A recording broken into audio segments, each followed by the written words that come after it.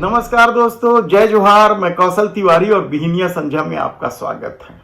छत्तीसगढ़ के कद्दावर नेता माने जाने वाले बृजमोहन अग्रवाल को राज्य की राजनीति से निकालकर केंद्र की राजनीति में भेजने के बाद रायपुर दक्षिण की जो सीटें खाली हुई है उसमें किस तरह से भारतीय जनता पार्टी अपना प्रत्याशी खड़ा करेगी, यह नितिन नवीन यानी जो प्रदेश के प्रभारी हैं उन्होंने साफ तौर पर समझा दिया है, बता दिया है और उनकी बातों से भारतीय जनता पार्टी के कई नेताओं को आपत्ति तो हो सकती है, लेकिन सत्ता की ताकत के आगे वे नतमस्तक है कहा जाए तब भी गलत नहीं होगा। पिछले दिनों कोर कमेटी की भी बैठक हुई और विभिन्न मुद्दों को लेकर भी बैठक हुई। किस किस तरह से 5 साल कार्यक्रम चलने हैं विष्णुदेव साय सरकार की, उसको लेकर भी रणनीति बनाई गई। लेकिन इस बैठक में जो चर्चा का सबसे अहम विषय था वह रायपुर दक्षिण की वह सीट है जो बृजमोहन अग्रवाल के इस्तीफा देने के बाद खाली हो गई। इस सीट को लेकर कई तरह के दावेदार हैं, यानी धरसींवा से भी आकर लोग लड़ना चाहते हैं। देवजी भाई पटेल धरसींवा के विधायक रहे, हालांकि वो रायपुर शहर में ही रहते हैं। इसके अलावा बाकी शहर के जो चारों विधानसभा क्षेत्र में भारतीय जनता पार्टी के जो नेता हैं वे दावेदारी कर लिए हैं। हालांकि खबर ये बताई जा रही कि इन दावेदारों की संख्या संगठन और सत्ता दोनों के लिए परेशानी का सबब बन सकता है। लेकिन नितिन नवीन ने जिस तरीके से कहा है कि सत्ता हमारी है और ऐसा कोई नेता कम से कम इन दावेदारों में दिखाई नहीं देता जो टिकट नहीं मिलने पर बगावत कर ले, भीतर घात कर ले, वह एक अलग मसला है। लेकिन रायपुर दक्षिण सालों से भारतीय जनता पार्टी के कब्जे में रही है। कांग्रेस के स्वरूप चंद जैन के हारने के बाद लगातार बृजमोहन अग्रवाल यहां से विधायक चुने जाते रहे और उनको ही हटाकर अब नए दावेदार लाए जा रहे हैं। ये नए दावेदार कौन होंगे, किस तरह के लोग होंगे? क्या कोई पुराना चेहरा होगा या बृजमोहन अग्रवाल के पसंद का व्यक्ति होगा?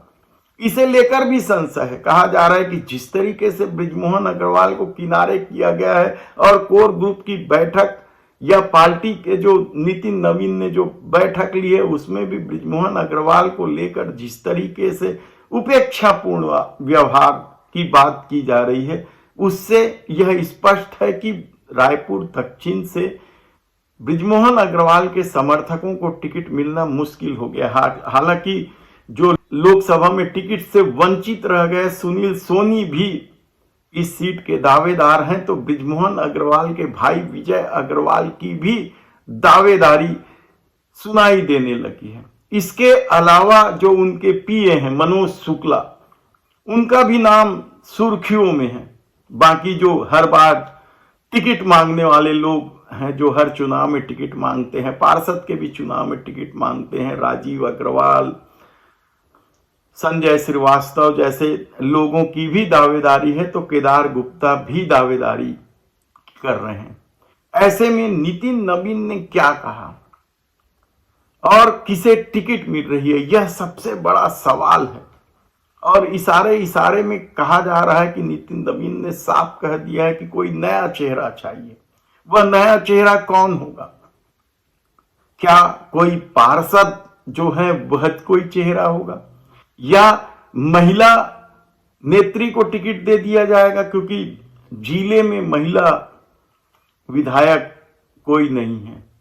तो ऐसे में क्या महिला उम्मीदवार को उतारकर भारतीय जनता पार्टी चौंका सकती है कांग्रेस को?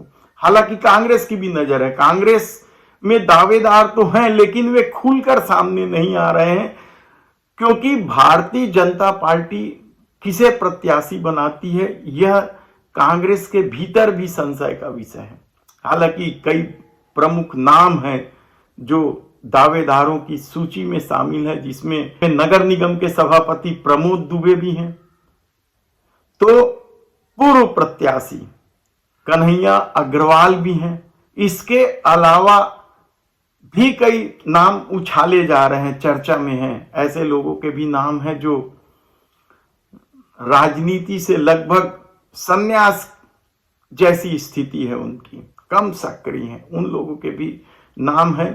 तब भारतीय जनता पार्टी में दो नाम अप्रत्याशित रूप से उछाले जा रहे हैं। एक जो पिछले बार बृजमोहन अग्रवाल से हारे हैं, महंत श्याम सुंदर दास जी, वो कांग्रेस से इस्तीफा दे चुके हैं। हालांकि भी भारतीय जनता पार्टी में उनका प्रवेश नहीं हुआ, लेकिन उनका नाम भी सुर्खियों में है। तो एक और नाम है जो बेहद ही चौंकाने वाला नाम माना जा रहा है। हालांकि उन्होंने कह दिया है कि पार्टी हाईकमान के आदेश का इंतजार है, और वह नाम है रमेश बैस का। वे हाल में ही महाराष्ट्र के राज्यपाल के पद से रिटायर हुए हैं, और अभी उनकी क्या भूमिका होगी पार्टी में, ये न पार्टी ने तय किया है, न खुद रमेश बैस ने ही तय किया है।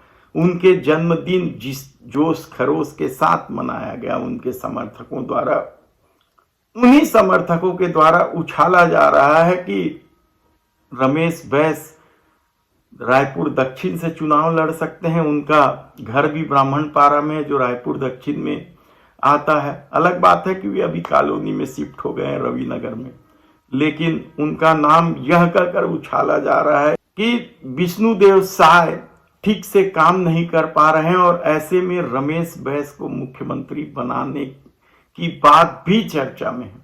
तब ऐसी परिस्थिति में देखना होगा कि नितिन नवीन ने जो मंत्र फूका है, उसके बाद रायपुर दक्षिण की टिकट किसे मिलती है। धन्यवाद।